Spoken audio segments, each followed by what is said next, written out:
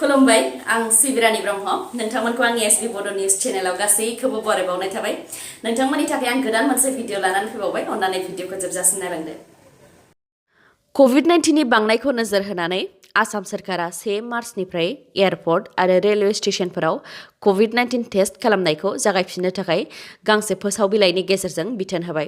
आसामनि सावस्रि बिफाननि गोदान फोसाव बिलाइनि बायदिब्ला भारतनि गुबुन गुबुन रायजोफोराव कोविड-19 केसखौ बारायनाय नुदों आरो गोदान रोखोमनि कोविड-19 केसबो मोनदों। बेनि अनगायैबो गासै रायजोफोरनो भेक्सिन होनाया सम लागोन। बेखायनो कोविड-19 नि गोसारनायखौ होबथानो थाखाय दावबायारिफोरखौ एयारपर्ट आरो रेलवे स्टेशनाव कोविड-19 टेस्ट खालामफिननाय जासिगोन। क'क्राझार सहरनि बड'फा नोगोराव थानाय बड'लेण्ड हायुङारि गौथुमनि एसेम्बलि हलाव मैया बिटिसिनि बुंथिगिरि काथिराम बर'नि मासि सामलायनायाव बिटिसिनि 2021-22 मायथाइनि बाजेट जथुम खुंदों।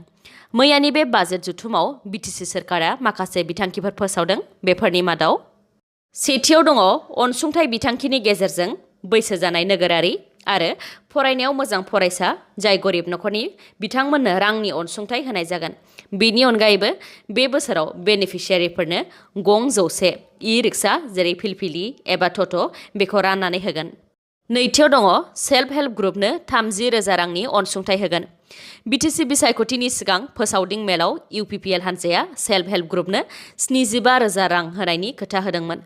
खोथा बायदियै 50,000 रांखौ NRLM बिथांखिनि गेजेरजों 4,000 नि बारा सेल्फ हेल्प ग्रुपआ मोनबाय। दा बिटिसि सोरखारनिफ्राय 30,000 राङै अनसुंथाइ होगोन। थामथियाव दङ बाय'फ्लक फिश फार्मिं जौगालु आदबजों ना फिसिग्राफोरनो 1 लाख रांनि अनसुंथाइ होगोन। ब्रैथियाव दङ बड'लेण्ड अनसाय बिथांखिनि गेजेरजों रायट भिक्टिम जेरै आन्दलनाव जिउ गोमानायनि नखरनो 10,000 रांनि अनसुंथाइ होगोन। बाथियाव दङ बड'लेण्ड आत्मनिर्भर यजनानि गेजेरजों मोनफ्रोमबो VCDCआव गं 400 चेयार होनाय जागोन आरो गंसे माइक होगोन। बेनि अनगायैबो फिसा फिसा दखान होनानै जाग्रा, बन फानग्रा, जौ फानग्रा, रिक्सा सालायग्रा आरो थेला बोग्राफोरनो 10,000 रांनि अनसुंथाइ होगोन। बड'लेण्ड सानसोरां यजनानि गेजेरजों VCDCआव सलार लाइट अनसुंथाइ होगोन। बेनि अनगायैबो गुबुन माखासे बिथांखिनि गेजेरजों गावबुराफोरनो मबाइल गंसे होनाय जागोन। स्पर्ट्स क्लाबफोरनो फुटबल, जार्सि, बुट बायदि गेलेनायाव बाहायग्रा मुवा बेसादफोरखौ होगोन।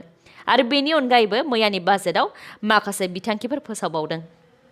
हाग्रा बिफाननि EM बिआर फेरेंगा बिथाङा एमबाथा बिथांनि सायाव माखासे खोथा बुंथिदों। बिथां बिआर फेरेंगाया बुंथिदों दि एमबाथा बिथाङा हारि आरो बिटिआरखौ रैखा खालामनो थाखाय गावनि गोसो बायदियै हाग्रायाव थांफिनाखै। सोरबा राजखान्थि दैदेनगिरियासो राजखान्थिनि मुलाम्फानि थाखाय बिथांखौ हाथियार बायदि बाहायदों होननानैबो अजद दैखांदों बिआर फेरेंगा बिथाङा। हाग्रायाव थांदोंब्ला दाबो फैफिननो सम दङ। दाबो फैफिननो खावलायदों बिथां बिआर फेरेंगाया। बेनि अनगायैबो आयेन बेरेखा बाला अन्थाइ रोगानायखौ लानानै खौरांगिरिफोरनि सोंनायाव बिथाङा बुंथिदों दि आयेन बेरेखा बाला अन्थाइ रोगानायखौ बिथांमोनहा नाजासेयावबो होबथानो हायाखै आरो बिटिआरनिफ्राय बेफोरो आयेन बेरेखायै आसामनि अनगायैबो बांलादेशसिमबो सौहैयो होननानैबो बुंथिदों। बेनि अनगायैबो बिजेपि UPPL एलायन्सखौ सिफायनो थाखाय माखासे गोजौ थाखोनि सुबुंफोरा नाजादों होननानैबो बुंथिदों बिआर फेरेंगा बिथाङा। भारतनि बिसायख'थि आय'गआ मैया दिल्लीनिफ्राय आसामजों लोगोसे गासै 4 रायजोफोरनि बिसायख'थिनि खालारखौ फोसावनानै होबाय। आसाम बिधानसभा बिसायख'थिया 3 खोलोबाव जागोन। गिबि खोलोबा 27 मार्चआव जागोन। बेयाव 47 बियाबनि थाखाय भट होनाया जागोन। नैथि खोलोबा 1 एप्रिलाव जागोन। बेयाव 39 बियाबनि थाखाय भट होनाया जागोन। जोबथा खोलोबा 6 एप्रिलाव जागोन आरो बेयाव 40 बियाबाव भट होनाया जागोन। बिटिआरनि 2 बियाबाव बिसायख'थिया माब्ला जागोन बेखौ आं फारियै बुंथिनानै होलांसै। नैथि खोलोब एबा 1 एप्रिलाव कलाइगाव, माजबाद, पानेरि आरो उदालगुरि बियाबाव जागोन। थामथि खोलोब एबा 6 एप्रिलाव गसाइगाव, क'क्राझार वेस्ट, क'क्राझार इस्ट, सिडली, बिजनी, बरमा, तामुलपुर, सापागुरि बेफोर बियाबफोराव बिसायख'थिया जागोन। बेनि अनगायैबो सनितपुर आरो बिश्वनाथ जिल्लानि समस्तिफोरनि बिसायख'थिया सेथि खोलोबाव जागोन। कार्बि आंलं आरो डिमा हासाव जिल्लानि समस्तिफोरनि बिसायख'थिया नैथि खोलोबाव जागोन। आसाम बिधानसभा बिसायख'थिनि गासै 126 बियाबनि भट साननाया 2 मेआव जागोन। बिसायख'थिनि आय'गआ बुंथिनाय बायदिब्ला आसामाव 2016 मायथाइयाव बिधानसभा बिसायख'थियाव गासै 24,890 भट मिरु दंमोन।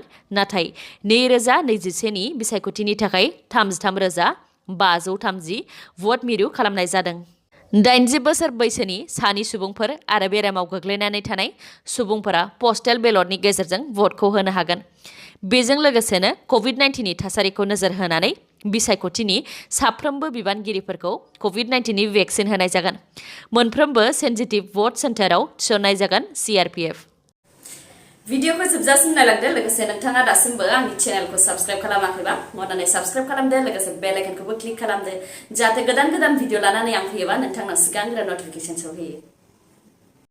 धिं एक्सप्रेस बिमुं मोननाय हिमा दासनो DSP नि बिबानखौ होबाय। आसाम केबिनेटआव हिमा दासखौ DSP बिबान होनो थाखाय सिगाङावनो थांखि लादोंमोन। दा गुवाहाटीआव खुंनाय मोनसे हाबाफारिनि गेजेरजों आसामनि चिफ मिनिस्टार सर्बानन्द सन'वाल बिथाङा हिमा दासनो अफिसियेलि DSP नि बिबानखौ होबाय। बेनि अनगायैबो सा 597 नो साब इन्सपेक्टरनि थिसननायबो गथायदों।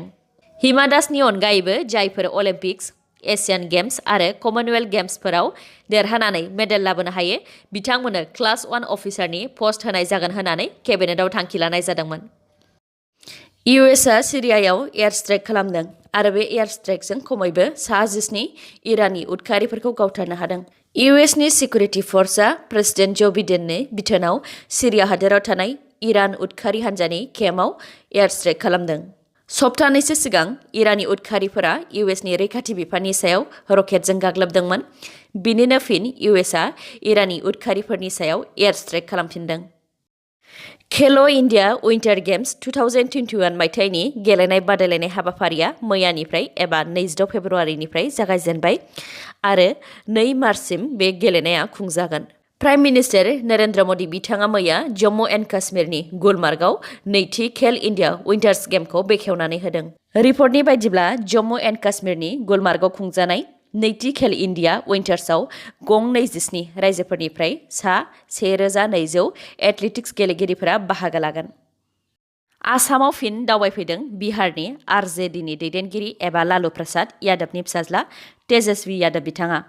थांनाय BTC गोरोबथा सानाव गाहाय आलासि महरै बाहागो लाफैदोंमोन बिथां तेजस्वी यादवआ दा फिन मैया BJPनि बेरेखा हान्जाफोरजों सावरायलायनो थाखाय आसामाव दावबायफैबावदों। बिथांमोननि थांखिया जागोन आसामाव BJPखौ फेजेननाय।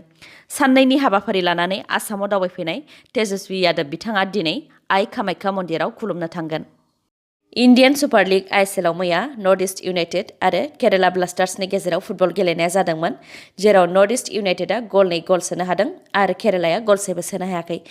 दिनै उडिशा आरो इस्ट बेंगलनि गेजेराव मोनाबिलि 7:30 रिंगानिफ्राय फुटबल गेलेनाया जागायगोन। दासान्दि टेबोलनि फारियाव दङ सेथियाव ATK महन, नैथियाव मुम्बाइ सिटी, थामथियाव नर्थ इस्ट, ब्रैथियाव गवा, बाथियाव हायद्राबाद।